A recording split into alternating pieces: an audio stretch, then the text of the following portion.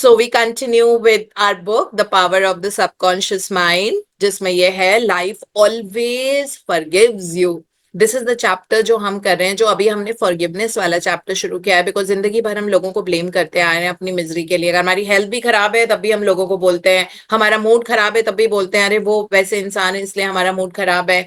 कुछ दिक्कत आती है घर में, गंदगी नजर आती है तो बोलते हैं मेरी डोमेस्टिक हेल्पर्स ही ऐसी हैं, बड़ी कंप्लेसेंट, लाइक लेजी, इसलिए ऐसा है। तो हमको ये पता लगना चाहिए कभी किसी की गलती नहीं होती है, और अगर आपके मन में किसी के प्रति कुछ है दैट उन्होंने आपके लिए कुछ बुरा किया है, उनको माफ करना सीखिए। और रोज का रोज डेली माफी है ना, जो बहुत जरूरी होती है। सो लाइफ ही हमको फॉरगिव करती है। So that is what it is like. So yes, let us study further, and I think Navya is reading for us. I've never heard that name before. Naina, Naina, Naina. Naina. Naina, okay, Naina. Naina, are you there, Naina? Yes, ma'am. Good morning, Deepti, ma'am. Good morning, Very good everyone. morning. Is this your debut reading today? Yes, ma'am. Oh wow, congratulations. बहुत Thank अच्छा you लगता so है नए लोगों much. को पढ़ते हुए देख के। Thank you. Great, awesome. Please start reading from this, what you can see on this. Can you see the screen? Yes, ma'am. All Yes. right, okay. Life always forgives you. Life forgives you when you cut your finger. The subconscious intelligence within you sets about immediately to repair it.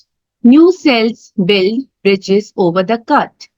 Should you take some tainted food by error, life forgives you and causes you to regurgitate it in order to preserve you. If you burn your hand, the life principle reduces the edema and congestion and gives you new skin, tissues, and cells. Life holds no grudges against you, and it is always forgiving you. Life brings you back to health, vitality, harmony, and peace. If you cooperate by thinking in harmony with nature, negative, hurtful memories, bitterness, and ill will clutter up and impede the free flow of the life principle in you. या सो यहाँ पे doctor Joseph Murphy हमको बता रहे हैं बहुत प्यार से, अगर हम समझ जाए तो। वो कहते हैं कि देखो तुम भी कोई दूध के धुले हुए नहीं हो। तुमको भी लाइफ फॉरगिव करती रहती है लगातार। अब तुम्हारी बारी है, अब जाके उन सारे लोगों को फॉरगिव करो जिनसे आपने ग्रजेस होल्ड कर रखी हैं। तो डॉक्टर जोसेफ मर्फी बोल रहे हैं जिंदगी भी तो आपको फॉरगिव कर रही है। अगर आप कट लगा लेते हो अपने फिंगर में तो वो लाइफ यानी कि गॉड, गॉड ही तो आपको हील करते हैं, है ना। फटाफट नई स्किन आ जाती है उसके ऊपर और दोबारा से सब ठीक हो जाता है। जब कोई भी बॉडी में बीमार हो जाते हैं, वी हैव अ फीवर, तो उसके बाद 2 3 4 दिन में आप ठीक हो जाते हो। तो लाइफ भी तो आपको फॉरगिव करती है। आप इतना उल्टा पुल्टा खाना खाते हो लेकिन फिर भी आपको डाइजेस्ट, हमारे बॉडी में कैपेबिलिटी नहीं होती है मैदा और शुगर को डाइजेस्ट करने की, बिकॉज ये एक्चुअली धरती से उगा हुआ खाना नहीं माना जाता है, फैक्ट्री से निकला हुआ खाना है। जैसे मैदा भगवान ने नहीं उगाया है, भगवान ने वीट उगाया है ना। तो वीट फ्लावर अगर आप खाओगे, गेहूं का आटा, तो उसको डाइजेस्ट करना आता है बॉडी को, लेकिन मैदे को डाइजेस्ट करना नहीं आता है बॉडी को। लेकिन फिर भी हो ही रहा है ना। इस तरह से व्हाइट शुगर जो होती है, तो शुगर केन जूस आप डाइजेस्ट कर सकते हो क्योंकि वो नेचर होता है। वो अगर कोई भी चीज ऐसी मैंगो खा रहे हो तो वो नेचर होता है, उसको डाइजेस्ट करना हमारे शरीर को आता है। लेकिन जो व्हाइट शुगर, जो क्रिस्टल्स होते हैं, शक्कर चीनी जिसको बोलते हैं, उसको डाइजेस्ट करना नहीं आता है हमारी बॉडी को। तो हमारी बॉडी को नहीं, फिर भी कर ही रही है ना। ठीक है, हमारा इंसुलिन स्पाइक हो जाता है, शूट अप हो जाता है, बिकॉज मैदे में बिल्कुल फाइबर नहीं है। सडनली कोई ऐसी चीज आ गई जो धरती से उगी हुई नहीं है, तो बॉडी नहीं उसको संभाल पाती है। और अगर वो रोज आ रहा है, रोज आप चाय के साथ बिस्किट खा रहे हो, रोज चाय के साथ बिस्किट खा रहे हो, तो अब बॉडी को नहीं समझ में आता है कि इसको डाइजेस्ट कैसे करना है ना। चाय में भी शुगर है और साथ में बिस्किट है जो मैदे का बना हुआ है, और सारे बिस्किट मैदे के ही बने हुए होते हैं, कोई बिस्किट नहीं होता होल ग्रेन। ठीक है। सो अगर आप वो रोज खा रहे हो तो फिर भी बॉडी कर ही रही है ना, इसका मतलब है लाइफ आपको फॉरगिव कर रही है। आप सारे गलत काम कर रहे हो, लोगों को ब्लेम कर रहे हैं, बट लाइफ फिर भी हमको दूसरा दिन दिखाती है और बहुत अच्छी हेल्थ दे रही है। So life is, God is constantly forgiving us, जबकि हम बहुत बार लाइफ के प्रिंसिपल, भगवान के बनाए हुए नियमों को वायलेट करते हैं, है ना। हम उनको ब्रेक करते हैं। भगवान के बनाए हुए नियम ये हैं जो यहाँ पे सारा लिखा हुआ है, health, vitality, harmony and peace. इन चारों को हम वायलेट करते हैं ना बहुत बार, और लगातार करते रहते हैं। कभी अपने थॉट्स में करते हैं, कभी अपने शब्दों से करते हैं, कभी अपने हरकतों से करते हैं। तो हम ये फिर भी भगवान हमको माफ करते हैं, सो दैट वे। तो इसीलिए, लेकिन थोड़े समय के बाद ये बिल्डअप होने शुरू हो जाते हैं, एक लेयर, दूसरी layer, third layer, fourth layer. So यही लिखा हुआ है, negative hurtful memories, bitterness, ill, ये सारा हमारे अंदर क्लटर्ड अप है, कचरे की तरह जमा है, और हमको फ्री फ्लो ऑफ लाइफ नहीं आने देगा। उसके लिए ये सारा कूड़ा कचरा हमको हटाना पड़ेगा, और ये हटाने का सबसे अच्छा तरीका है forgive people, never blame them.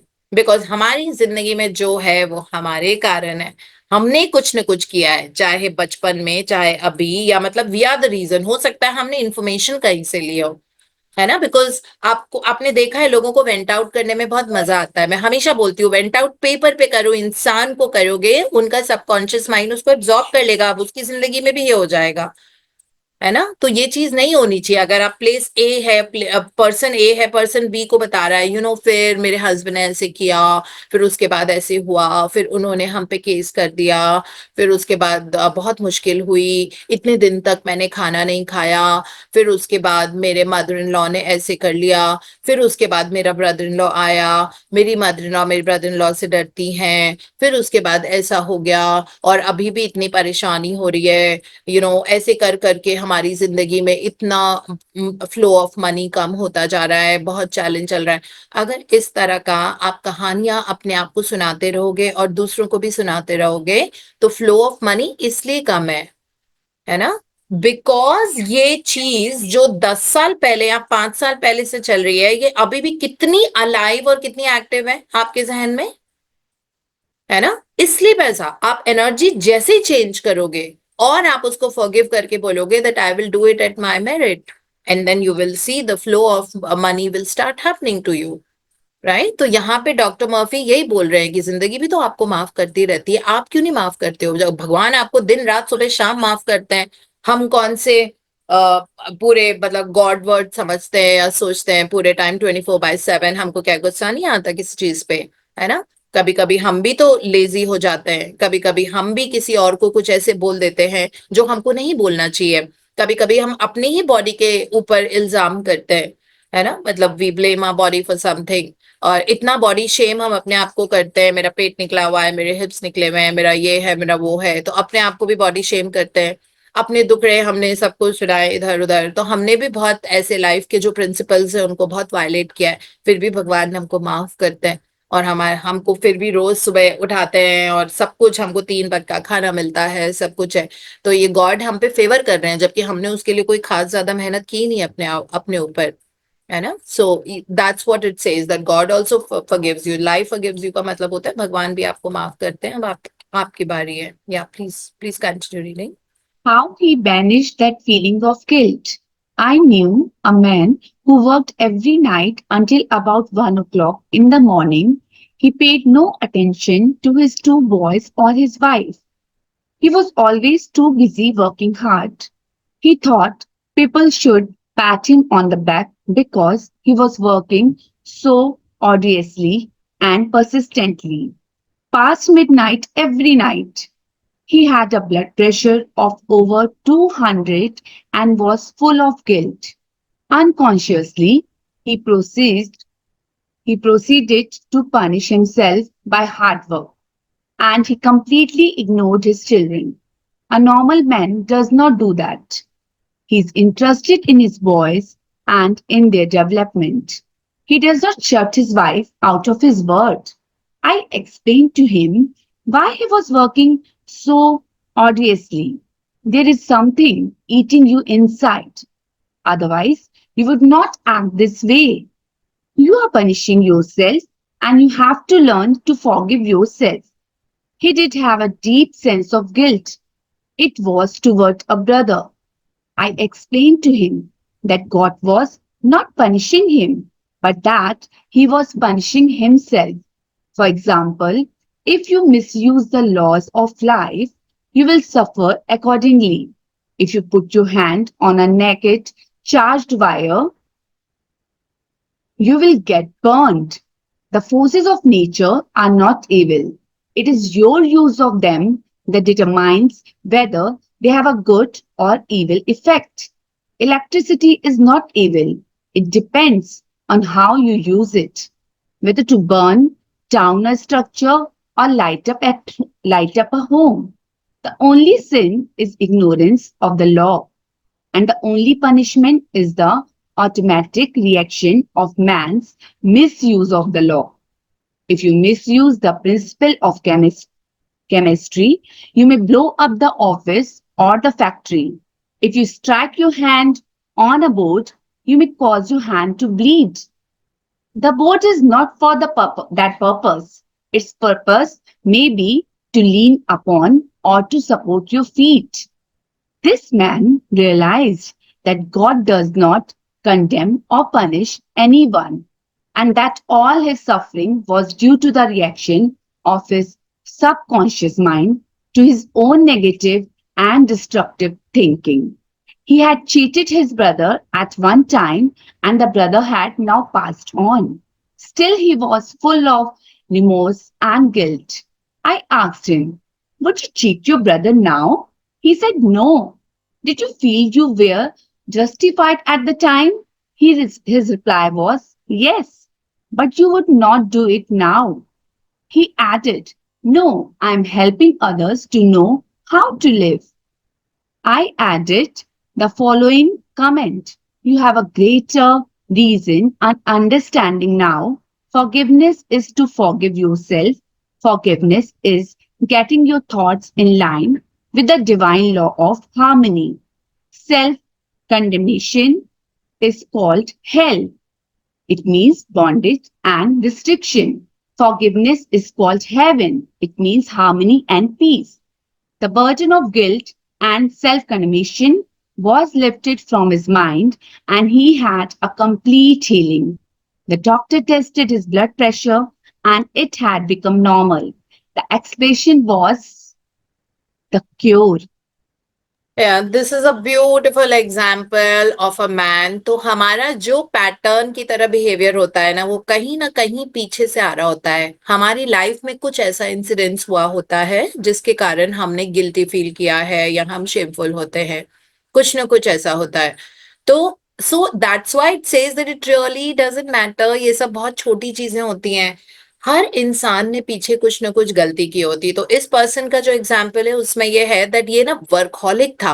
पूरे टाइम काम करना और बिल्कुल भी अपने बच्चों पे और अपनी वाइफ पे ध्यान नहीं देते थे, है ना। पूरे time he was working in office. उन्होंने बच्चों को ग्रो होते हुए ही नहीं देखा, बिकॉज सुबह जाना रात को आना, रोज लॉन्ग आवर्स वर्क करना और वाइफ के साथ बिल्कुल मतलब। तो बाद में डॉक्टर जोसेफ मर्फी से ये पर्सन मिला और जिसके कारण ऑफ कोर्स लाइक इसका ब्लड प्रेशर 200 के ऊपर रहता था, है ना। बाद में आफ्टर सम टाइम इनको मतलब डॉक्टर जोसेफ मर्फी से जब इन्होंने बात की तो डॉक्टर जोसेफ मर्फी ने एकदम से कैच कर लिया। पता लग जाता है ना, आप किसी से बात कर रहे हो कि उनको एक सेकंड में पता लग जाता है कि इसकी प्रॉब्लम ये है। तो उन्होंने डॉक्टर जोसेफ मर्फी से जब वो मिले तो डॉक्टर जोसेफ मर्फी को पता लग गया। उन्होंने कहा कि क्या पास्ट में ऐसा हुआ था, क्या आपके मन में कुछ है कि आपने कभी जिंदगी में कोई गलत काम किया हो। तो इन्होंने कहा हाँ, मैंने अपने ब्रदर को चीट किया था और उस वक्त ऐसा हो गया था सर्कमस्टांसेस दैट मैंने चीट किया था, लेकिन वो मेरा अपना भाई था और मुझे इसलिए भी बुरा लग रहा है कि उसने मेरे साथ कुछ नहीं मतलब उसने मतलब मुझे कुछ नहीं बोला। मैंने उसका बुरा किया लेकिन सब वैसे ही चलता गया। होता है ना, सामने वाला रिएक्ट करके चिल्ला देता है, आप पे झगड़ा कर लेता है तो आपको भी अच्छा लगता है कि चलो वो हो गया, तो गिल्ट निकल जाती है। बट उसके भाई ने कुछ रिस्पॉन्ड नहीं किया, कुछ रिएक्ट नहीं किया और वैसे ही चलता रहा सब कुछ। और लेकिन ये इस पर्सन ने अपने भाई के लिए जो किया था गलत, ये उसके मन में था तब से लेके अभी तक इतने सालों के बाद। और अपनी गिल्ट को वो ओवरवर्क करके निकाल रहे थे। He was working very hard for his office, क्योंकि उनके अंदर एक नेगेटिव इमोशन बहुत डोमिनेंट था गिल्ट का, कि मैंने अपने भाई को चीट किया है। और ओवरवर्क और उस गिल्ट के कारण इनकी सेहत खराब होती जा रही थी। His health was deteriorating and his blood pressure was shooting high.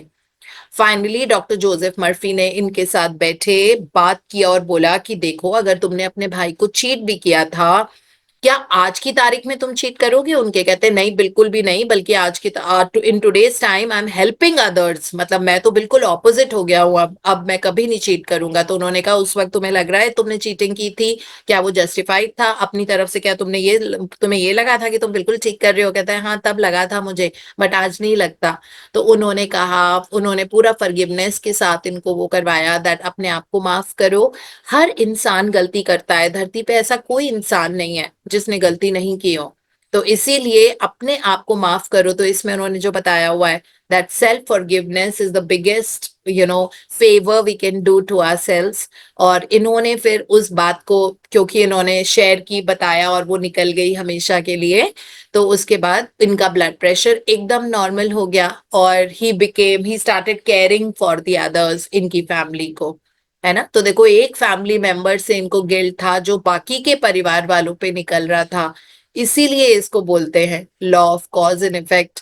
लेकिन अपने आप को ब्लेम करना लगातार किसी चीज के लिए, it is not a good thing at all. तो अपनी एनर्जी अपने लिए चेंज करना। कौन है ऐसा इंसान जो गलतियां नहीं करता? भगवान क्योंकि दयालु होते हैं तो वो हमको ये गलती की फैसिलिटी देते हैं, because it's a facility actually. Because when you do a mistake, you realize that what you need to change in your life, isn't it? जब आप कोई गलती करते हो, जैसे आपने किसी पे ट्रस्ट कर लिया और उसके कारण आप बहुत सफर किए हो, बिकॉज आप ब्लाइंड ट्रस्ट करते हो लोगों पे, तो आपको बहुत चीटिंग मिला उसकी वजह से। उसके बाद आप टाइम लेते हो लोगों को, मतलब लाइक आप अपने आप से भी कनेक्टेड होते हो, आप अपने आप से भी पूछते हो कि what is it that should I go ahead, should I not do this, is this right, is this wrong, and whatever, and you become a wiser person in future. wiser का मतलब ये होता है कि अब आप बहुत अकलमंद हो गए हो। अब आपको लगता है दैट आप प्रोज एंड कॉन्स देख के आप अपने आप से कनेक्ट होके आप कोई भी डिसीजन लेते हो। कई बार ऐसा होता है हम सस्ती चीजें लेते रहते हैं, कई बार ऐसा होता है हमारे पास पैसे नहीं आते क्योंकि आपसे पैसे खर्च नहीं होते, है ना। कई लोगों को रेजिस्टेंस होता है, पैसे हैं लेकिन खर्च नहीं हो रहे।